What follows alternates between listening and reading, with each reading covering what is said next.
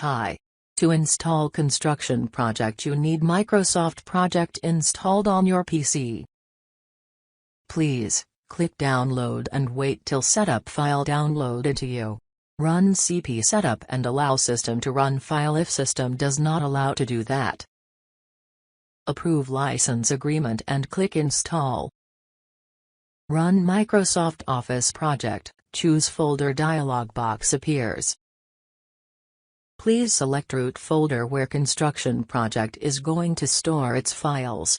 Cloud storage is good from collaboration point of view, you can easily share your files with teammates.